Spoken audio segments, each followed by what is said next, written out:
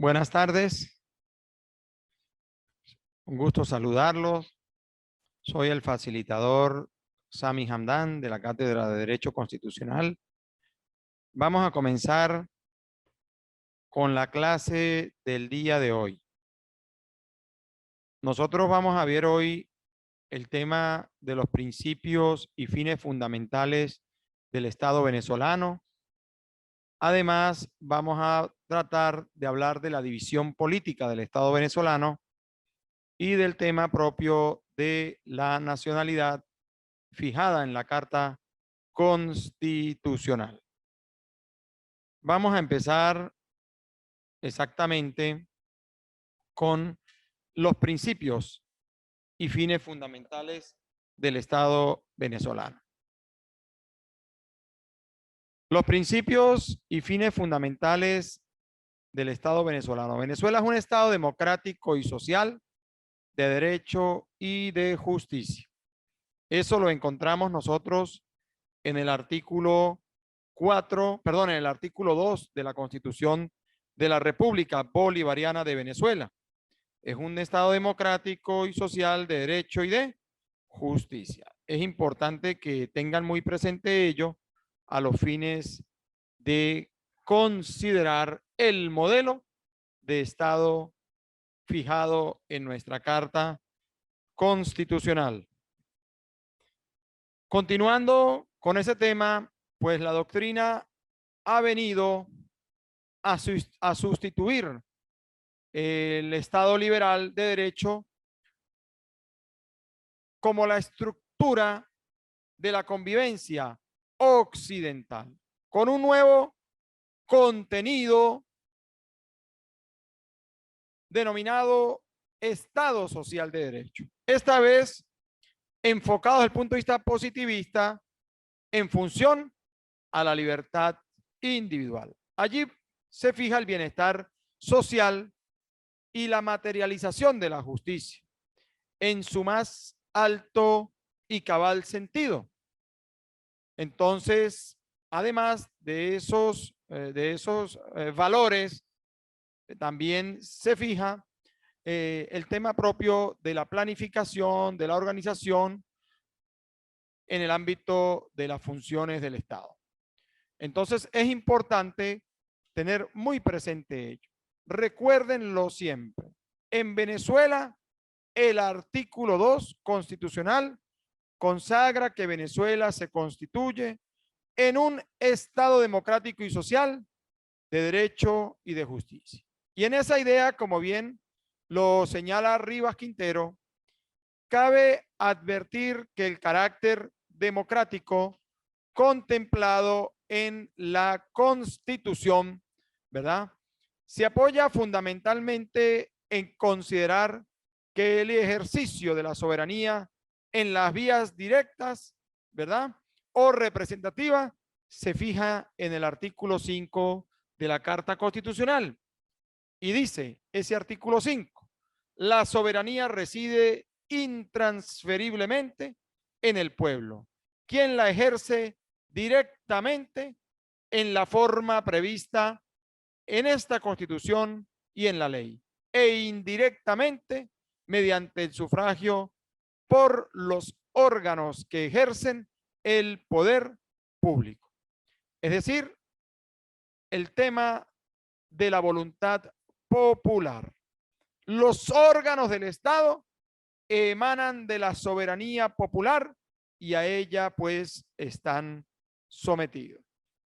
Tenemos claro eso a los efectos de poder entrar a considerar el contenido del artículo 5 constitucional. Allí se fija el medio a través del cual se alcanza la armónica organización política de la nación. Y es que la democracia realmente solo se logra alcanzar cuando convergen y participan en la vida política todas las piezas componentes de la nación, a saber, los factores económicos, culturales, profesionales, los sociales, los políticos, ello en aras de mancomunar esfuerzo junto con los órganos del Estado, constituidos con fundamento en la representación y alcance de los proyectos políticos, económicos y sociales de nuestra nación. En cuanto al Estado social, ¿verdad? Según el tratadista Francisco Rubio Llorente, es importante destacar que debe comprenderse el mismo como aquel que asume como función propia la de intervenir activamente en los procesos económicos, sociales, para configurar, sin lesionar las libertades individuales, una sociedad igualitaria. También podemos señalar que el estudioso del derecho constitucional, Alan Brewer Carías, ha indicado que la idea del Estado social es la de un Estado con obligaciones sociales, en procura de la justicia social, que es lo que lo lleva a intervenir en la actividad económica y social como un Estado prestacional en el ámbito de los servicios. Teniendo presente ese asunto o ese aspecto y teniendo también como referencia el artículo 2 de nuestra Carta Constitucional, que refiere que Venezuela es un Estado democrático y social de derecho y de justicia, y reconoce dentro de sí mismo pues el valor supremo de la justicia, que para su realización siempre va a exigir la igualdad y la existencia de un derecho aplicable que esté en armonía de la Carta Constitucional. Entonces, el espíritu de la norma jurídica desde el punto de vista general, ¿cuál es? Bueno, garantizar el orden social, el orden económico, la convivencia humana, la paz ciudadana. Las normas jurídicas en un Estado como el nuestro no pueden ni deben ser expresión de intereses de partes individuales y anticolectivas. Ojo con eso. Ni de formulaciones universales que alguien por sí mismo pretenda imponer y los demás bajo un perfil sumiso asumir. Tal proceder pues conduciría a una etapa de fosilización de la sociedad. Entonces, por el contrario, en ellos se asocian un conjunto de principios fijados en el contexto de la libertad y la justicia frente a hechos de la vida real, y sobre estos el juez ha de igualar la aplicación de la ley con estricto apego a la concepción de la justicia constitucional. Eso es importante tenerlo muy presente, toda vez que el concepto de justicia constitucional exige el análisis de un conjunto de disposiciones que en el desarrollo de la cátedra vamos a ir considerando. Aparte de ello, pues la justicia, pues para su realización, requiere obligatoriamente de otros elementos, y entre ellos pues se tiene el derecho, que como bien lo ha señalado Dworkin, el derecho no es el resultado de una deducción lógica, sino una práctica social interpretativa que constituye instituciones debidamente consolidadas en la literalidad de la misma Constitución y del resto del ordenamiento jurídico de un país. Hablemos ahorita de la división política del Estado venezolano. Venezuela, nuestro país, tiene una norma fundamental que rige su vida integral, entiéndase la vida social, económica, política, cultural. Entonces, allí ubicamos la Constitución de la República Bolivariana de Venezuela. Y esa Constitución fija dentro de sí misma, recoge una parte dogmática y una parte orgánica. En la parte dogmática, nosotros vamos a encontrar un sinfín de derechos fundamentales fijados en el título tercero, y en la parte orgánica ubicaremos todo lo que tiene que ver con la estructura del Estado en sus diversas ramas. Entiéndase, el poder legislativo, ejecutivo, judicial, ciudadano y poder electoral. Es importante tener muy presente ello a los efectos de entrar a ver el tema propio de la división política del Estado venezolano. En la Constitución, nosotros específicamente en el título segundo, ¿verdad? Encontramos en ese título la enunciación del espacio geográfico y la división política. Entonces, ese título está compuesto por dos capítulos. Vale indicar que el primer capítulo es denominado del territorio y de los demás estados o espacios geográficos. Del territorio y los demás espacios geográficos. Y el mismo abarca todo lo relacionado con el territorio nacional, es decir, la soberanía a ejercer. Hace mención de los recursos naturales encontrados en el territorio nacional. También contiene lo que no debería realizarse en el territorio venezolano, cómo podría organizarse y administrarse, entre otros aspectos y factores. Eso es importante tenerlo muy presente. Es importante tenerlo muy presente.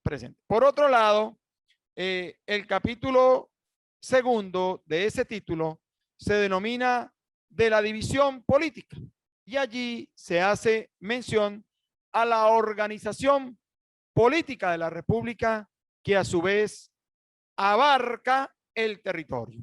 Allí asimismo se menciona a la capital del país y a las dependencias federales, entre otros asuntos de suma importancia. A partir del año 1999, nuestra Constitución venezolana actual, pues se mantuvo a Venezuela como un Estado federal, y su división política territorial no tuvo variaciones importantes. No las tuvo, por lo que la misma ha sido definida, ¿verdad?, de manera clara en el ámbito de la distribución geográfica en 23 estados. Entiéndase, un distrito capital, ¿verdad? Un distrito capital, y agregando un poco más de información, pues tenemos también un territorio insular, 311 departamentos federales, 335 municipios y 1065 parroquias. Es importante tener muy presente la distribución de nuestra patria desde el punto de vista político territorial. Actualmente, pues nuestro país, como señalé antes, presenta un total de 23 estados, ¿verdad?, con cada una de sus capitales. Vamos a entrar a hablar ahora de lo que es el tema de la nacionalidad. El concepto de nacionalidad. ¿Qué es la nacionalidad? La nacionalidad es el estado al que pertenece una persona que ha nacido en una nación determinada o ha sido naturalizada. Es también la condición y carácter peculiar de los pueblos y ciudadanos de una nación. Hay unos criterios determinantes de la nacionalidad. Nosotros manejamos dos criterios para determinar la nacionalidad, de acuerdo al derecho que se tiene por nacer en un determinado país o por los lazos de consanguinidad. Allí encontramos el ius soli y el ius sanguinis, el derecho al suelo y el derecho sanguíneo. Ius, llámase así en la antigua Roma, es el derecho creado por los hombres. Es el derecho creado por los hombres. Y el ius soli es el derecho del suelo en que se nace. El que nace en el territorio venezolano pues es venezolano por nacimiento. La nacionalidad y el derecho de una persona se rigen pues por la legislación de cada país donde ha nacido, sin perjuicio del derecho de opción de optar a otra nacionalidad que pueda corresponderle al llegar a una determinada edad. En consecuencia, es nacional de un estado quien nace en el territorio del estado y por consiguiente, igualmente quien nace en buques o aeronaves del pabellón del estado fuera del espacio, fuera dentro del espacio marítimo, aéreo o terrestre de otro estado, en virtud al principio de ficción de la extraterritorialidad.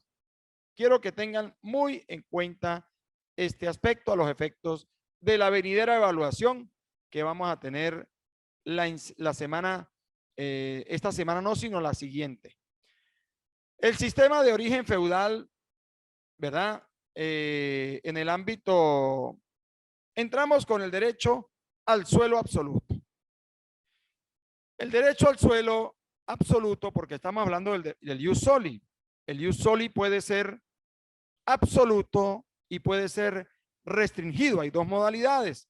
El ius soli absoluto, el ius solis restringido. El absoluto es el criterio de imponer la nacionalidad automáticamente y sin excepción a quienes nazcan en el territorio. Es decir, no toma como referencia los vínculos sanguíneos.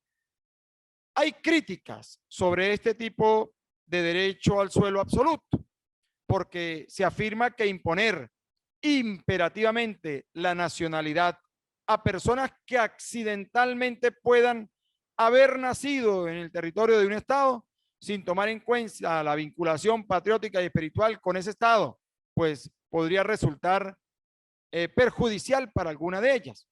Este criterio se establece aún naciendo en forma accidental en algún estado, sin que lo una ningún vínculo ni se radique en él. Es decir, el hecho de haber estado de tránsito en Venezuela y haber nacido en Venezuela en ese momento genera el derecho a la nacionalidad venezolana en razón al derecho del suelo. Esa situación que fija nuestra Carta Constitucional en Venezuela no resulta aplicable en algunas otras naciones, como por ejemplo en el caso colombiano. Una mujer venezolana que esté de tránsito en Colombia, más allá de nacer en un hospital colombiano, el Estado colombiano no le reconoce la nacionalidad colombiana en razón a una regulación de carácter constitucional. Tenemos también el ius soli restringido. Ese derecho al suelo restringido impone la nacionalidad a quienes nacen en territorio de un estado, pero previo a algunos requisitos, como sería la residencia, la manifestación de voluntad expresa y optar a la nacionalidad del estado o por la extranjera de sus padres al cumplir la mayoría de edad. Es decir, está sujeto a algunas condiciones propias a fin de poder tomarse en consideración la existencia o el reconocimiento de la nacionalidad del país donde ha nacido. Esto se asemeja a lo que yo había explicado hace minutos con relación al tema colombiano. También tenemos el ius sanguinis. ¿Qué es el ius sanguinis? El derecho a la sangre, el derecho emanado de la sangre. Por tanto, esta expresión latina da a entender que la nacionalidad y los derechos de una persona se rigen por la legislación de su patria familiar de origen, es decir, por la sangre, aun y cuando esta no resulte originaria. Ejemplo, padre venezolana, madre venezolana, nacido en la República de Colombia. Esa persona, más allá de ser colombiano de nacimiento, en caso de que los padres tuvieran residencia en ese país, esa persona pudiese optar a la nacionalidad venezolana en razón al derecho sanguíneo. De igual manera, nosotros, hablando ya de la nacionalidad venezolana desde el punto de vista de nuestra Carta Constitucional, tenemos que señalar que tenemos nosotros la nacionalidad venezolana originaria y la adquirida. La nacionalidad originaria la encontramos normada en el artículo 32 de nuestra Carta Constitucional. ¿Qué nos dice ese artículo 32? Son venezolanos por nacimiento toda persona nacida en el territorio de la República Bolivariana de Venezuela. Entonces, la nacionalidad originaria es aquella que proviene del hecho mismo del nacimiento de una persona en un estado determinado. En el caso venezolano, hablamos del artículo 32 de la Carta Constitucional. ¿Qué nos dice? Como dije antes, ese artículo 32, son venezolanas y venezolanos por nacimiento, toda persona nacida en el territorio de la República. Toda persona nacida en territorio extranjero, hijo o hija de padre venezolano por nacimiento y madre venezolana por nacimiento. Además, toda persona nacida en el territorio extranjero, hijo o hija de padre venezolano por nacimiento o madre venezolana por nacimiento, siempre que establezcan su residencia en el territorio de la República o declaren su voluntad de acogerse a la nacionalidad venezolana. Y toda persona nacida en territorio extranjero de padre venezolano por naturalización o madre venezolana por naturalización, siempre que antes de cumplir los 18 años de edad establezca su residencia en el territorio de la República y antes de cumplir 25 años de edad declare su voluntad de acogerse a la nacionalidad venezolana. Eso es lo que inicialmente consideramos nosotros como parte del contenido de la regulación de la nacionalidad originaria en el artículo 32 de nuestra Carta Constitucional. Y la nacionalidad adquirida. ¿Dónde encontramos la nacionalidad adquirida desde el punto de vista constitucional? En el artículo 33. El artículo 33 es algo extenso, pero ese artículo 33 señala que son venezolanos y venezolanas por naturalización los extranjeros que obtengan la carta de naturaleza.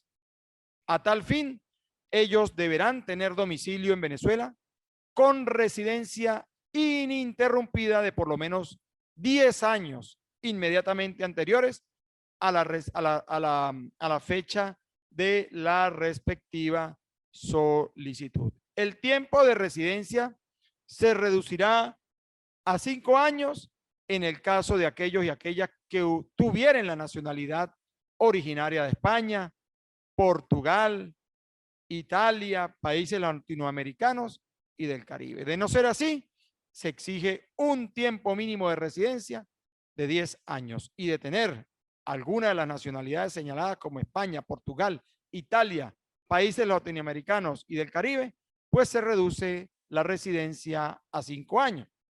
Allí los extranjeros también que contraigan matrimonio con venezolanos, desde que declaren su voluntad de serlo, transcurrido por lo menos 5 años a partir de la fecha del matrimonio. Es decir, exige mínimo un tiempo de 5 años contados a partir de la fecha del matrimonio para que un extranjero casado con venezolana o una extranjera casada con venezolano desee acogerse o peticionar la nacionalidad venezolana. Se exige por lo menos un tiempo de 5 años de residencia contados a partir de la fecha de la celebración nupcial. Los extranjeros menores de edad, para la fecha de la naturalización del padre o de la madre que sobre ellos ejerza la patria potestad, siempre y cuando declaren la voluntad de ser venezolanos antes de cumplir 21 años de edad y hayan residido en Venezuela de manera ininterrumpida durante los 5 años anteriores a dicha declaración. Fíjense cómo nuestra Carta Constitucional es bastante clara en cuanto al tema de la nacionalidad originaria y la nacionalidad adquirida. Compréndase ambas, la primera en el artículo 32 y la regulación constitucional de la segunda en el artículo 33 de nuestra Constitución de la República Bolivariana de Venezuela. También es importante evaluar el tema de la renuncia, pérdida y recuperación de la nacionalidad. Ubiquémonos allí en el artículo 36 de la Constitución venezolana.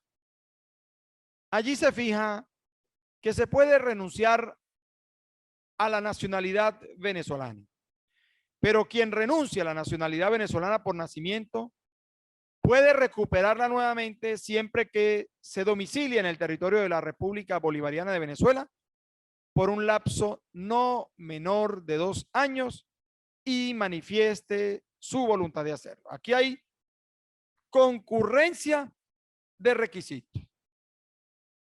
2 elementos fundamentales. Repito, se puede renunciar a la nacionalidad venezolana. Eso no se puede discutir. Está fijado en el artículo 36. Pero quien haya renunciado a la nacionalidad por nacimiento, la puede recuperar más adelante. ¿Cómo? Si se domicilia en el territorio de la República por un lapso no menor de 2 años y manifieste su voluntad de hacerlo. Es decir, deben concurrir ambos requisitos. Los venezolanos por naturalización que renuncien a la nacionalidad venezolana también podrían recuperarla nuevamente, ¿verdad? Cuando cumpla con los requisitos exigidos en el artículo 33 de nuestra Carta Constitucional. Ahora, hablando de la pérdida de la nacionalidad, hablemos de la pérdida de la nacionalidad originaria y de la pérdida de la nacionalidad adquirida.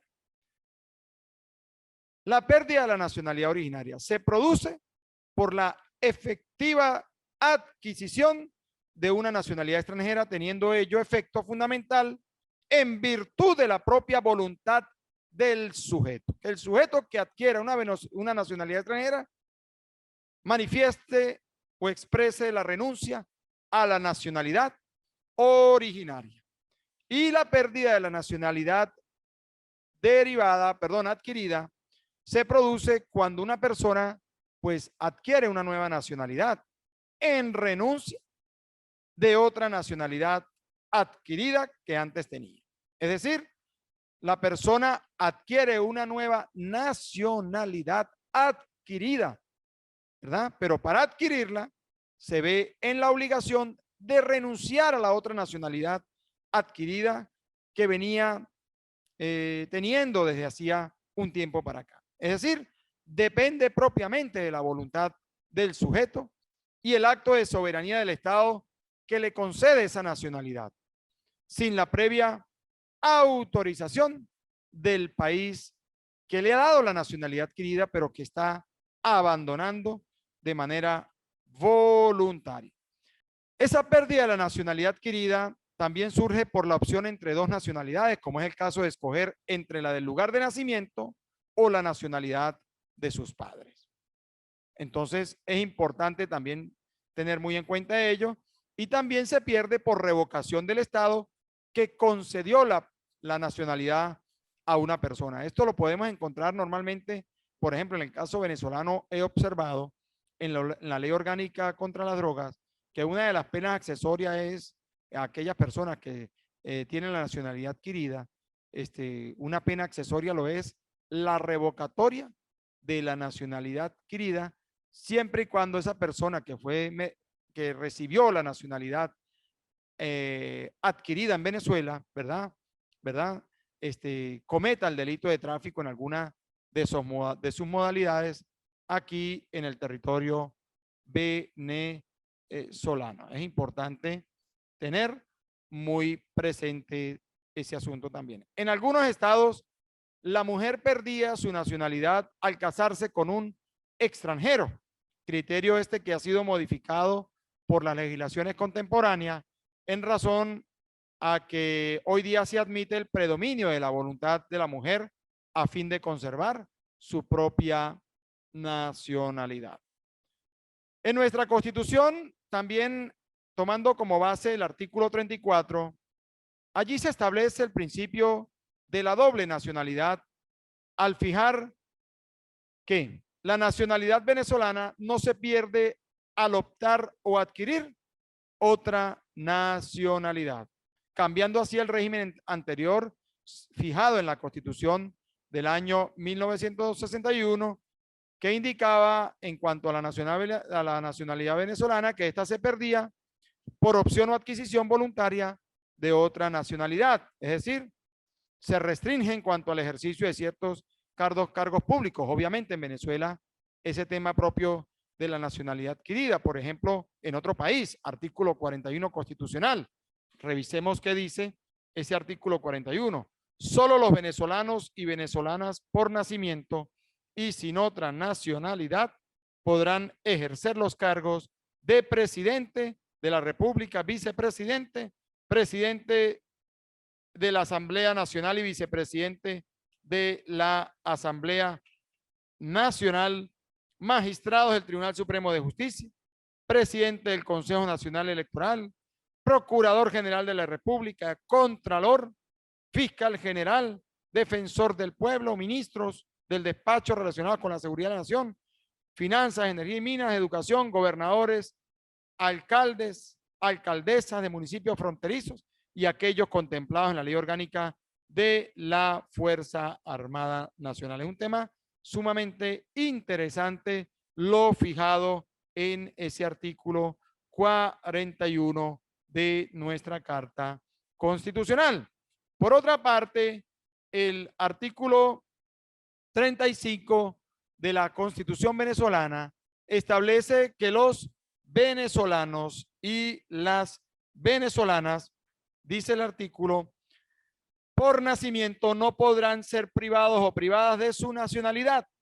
La nacionalidad venezolana por naturalización solo podrá ser revocada mediante sentencia judicial de acuerdo con la ley. Entonces, nosotros como venezolanos por nacimiento no podemos bajo ninguna circunstancia ser privados de nuestra nacionalidad, a diferencia de los venezolanos por naturalización o a través de la nacionalidad adquirida, porque así lo indica el mismo artículo 35 constitucional, que solo puede ser revocada a través de una sentencia judicial. Y hace minutos yo les explicaba que perfectamente un tribunal de juicio en materia penal que condene a una persona con doble nacionalidad, sea de un país, llámese Colombia, Argentina, Chile, España, en fin, y que a la vez esa persona tenga su nacionalidad adquirida en Venezuela, pues perfectamente pudiese el tribunal al momento de dictar condena, pues revocarle como pena, imponerle como pena accesoria la revocatoria de la nacionalidad en razón a la naturaleza del delito por el cual está siendo condenado, que en el caso de droga, pues así lo contempla la ley orgánica contra las drogas. Nos quedan pocos minutos. Yo quiero pedirles a ustedes, por favor, que en el material revisen el tema, cada uno de los temas que están fijados para esta unidad 2. Revisen el material. Nosotros tuvimos ya el primer encuentro de 40 minutos y hoy tenemos el segundo encuentro de 40 minutos alusivo a la unidad 2. Sin embargo, hay puntos que no hemos podido tratar en esta clase presencial a nivel virtual. Por ejemplo, el tema de la doble nacionalidad, que es importante que ustedes lo desarrollen o lo analicen de mejor manera. El concepto de ciudadanía, que está también fijado en el material y que guarda relación con los artículos 39, 40, 41 y 42 de la Constitución venezolana.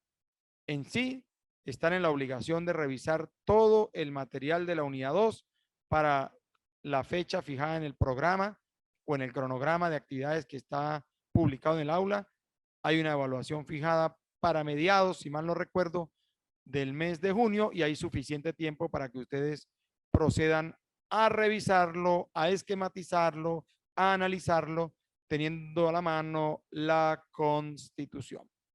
Estamos prácticamente concluyendo la tarde de hoy, la actividad de la tarde de hoy en esta cátedra de Derecho Constitucional, y quiero pedirles a ustedes, por favor, que revisemos el aula, entremos al aula, estemos muy pendientes. Ustedes pueden escribirme a través del aula para poder yo responder las inquietudes de cada uno de ustedes, bien sea desde el punto de vista de los contenidos, de cualquier duda que tengan sobre el material. Yo estoy en la disposición de ayudarles para poder aclarar. También en el material están publicados unos artículos relevantes sobre la ley de nacionalidad y ciudadanía. Allí se desarrolla de manera programática cómo se pierde la nacionalidad en Venezuela. Es una ley que tiene muy poco uso, pero que es importante porque sirve de complemento a las fijaciones que están previstas en nuestra en nuestra Constitución. Es importante que ustedes revisen esos artículos de la Ley de Nacionalidad y Ciudadanía, llámese el artículo 36, perdón, artículo 41, 44, 45, artículo 53. Ese material que está en el aula es un material sintetizado, son pastillitas que van a permitir conocer los aspectos fundamentales de cada punto temático de la unidad 2 y que tienen que ver con el contenido de nuestra Carta Constitucional. Yo me despido de ustedes. Para mí ha sido un placer compartir la tarde de hoy. Quienes no pudieron estar en el aula hoy podrán ver la clase esta misma semana. Ya he coordinado para que no haya demora con la subida de las clases al aula virtual. Hoy en la tarde podrán ver la primera clase de la unidad 2, es decir, la del martes pasado. Esa clase se va a publicar a partir de hoy en el canal IESIP Edu por YouTube, y también la van a poder ver dentro del aula en el número 5 allí en la pantalla, en el portal. Entran allí a los encuentros y van a poder ubicar la videoclase del martes pasado. Bueno, no me resta más que decirle a ustedes que tengan una feliz tarde y nos mantenemos activos a través del aula virtual. Hasta luego.